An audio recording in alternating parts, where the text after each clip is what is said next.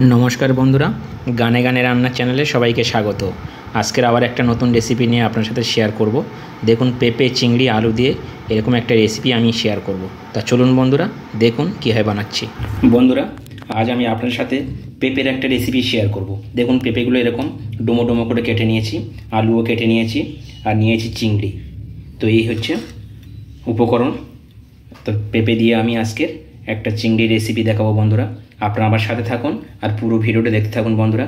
পেঁপে তো আমরা অনেক রকমভাবে খেয়েছি, আর চিংড়ি দিয়ে বানাবো বন্ধুরা সিম্পলভাবে, একদম চিংড়ি দিয়ে বানাবো। দেখুন, চিংড়ি নিয়েছি 200 গ্রাম, নুন হলুদ মাখিয়ে নিয়েছি চিংড়িটা। তা চলুন শুরু করি পেঁপের এই রেসিপিটা। বন্ধুরা, কড়া বসিয়ে দিয়েছি, আর কড়াতে আমি অলরেডি তেল দিয়ে দিয়েছি। তো এখন আমি পেঁপে আর আলুটা ভালো করে আগে ভেজে নেব, যাতে এমনভাবে ভাজবো যাতে সিদ্ধ হয়ে যায়। ভাজতে ভাজতে এটা সিদ্ধ হয়ে যাবে বন্ধুরা। তো আমি সেইভাবে এই পেঁপে আর আলুটা ভেজে নেব।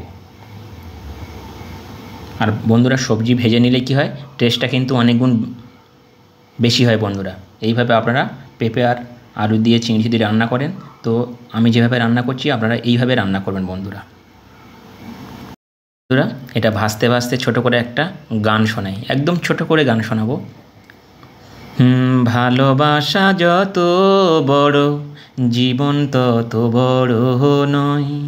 তোমায় নিয়ে হাজার বছর, তোমায় নিয়ে হাজার বছর বাঁচতে বড় ইচ্ছে হয়।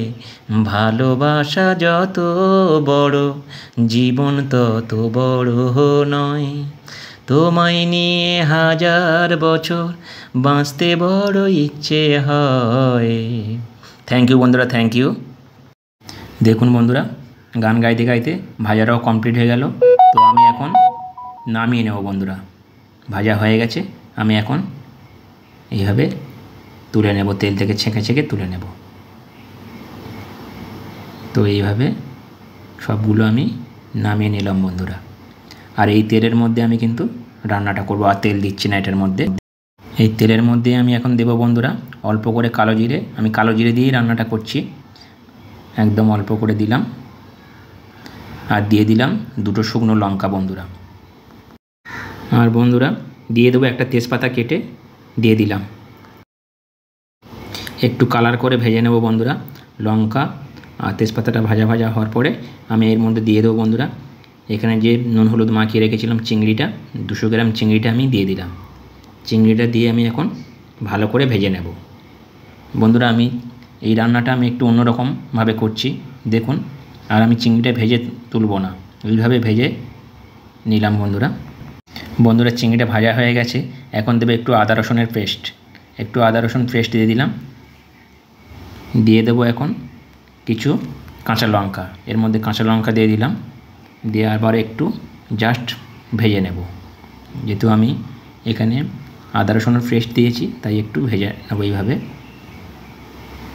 দেখুন, এইভাবে একটু ভেজে নেবেন আপনারা। তো ভাজা ভাজা হয়ে গেছে। তো আমি এখন মশলা দেব বন্ধুরা এর মধ্যে। বন্ধুরা, এখন দেব টমেটো, 2টো টমেটো কেটে দিয়ে দিলাম। আর দিয়ে দেব এখানে একটু হলুদ পাউডার, জাস্ট অল্প করে দেব। আর একটু দেব জিরে গুঁড়ো পাউডার, আর দিয়ে দেবো এখানে একটু ধনে গুঁড়ো পাউডার। ব্যাস, এই হচ্ছে মশলা বন্ধুরা। এই মশলাগুলো দিয়ে আবার একটু আমি এইভাবে কষিয়ে নেব ভালো করে। এইভাবে কষানোর পরে ভালো করে আপনারা কষিয়ে নেবেন বন্ধুরা। তো কষানো হয়ে গেছে। তো আমি এখন দিয়ে দেবো বন্ধুরা এটার মধ্যে। বন্ধুরা, এখন দিয়ে দেব ভেজে রাখা আলু আর পেঁপেটা আমি দিয়ে দেব।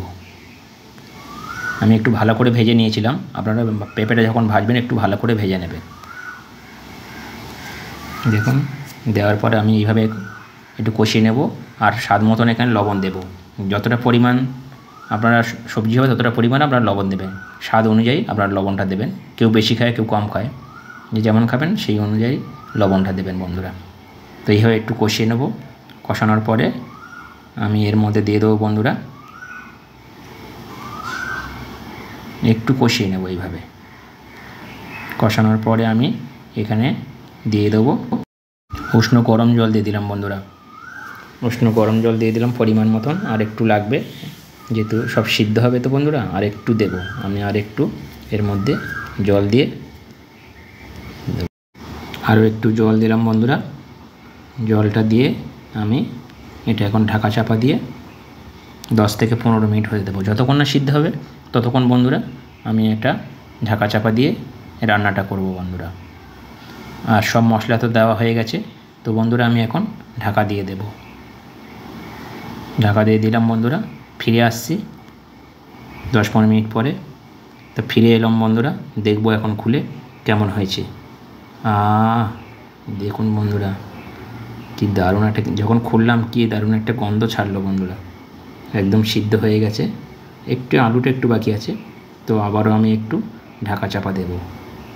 আর এটা মাখা মাখা হয় বন্ধুরা, তো আমি আবারও ঢাকা চাপা দিয়ে দিলাম, দিয়ে আবারও একটু হতে দেব 5-7 মিনিট।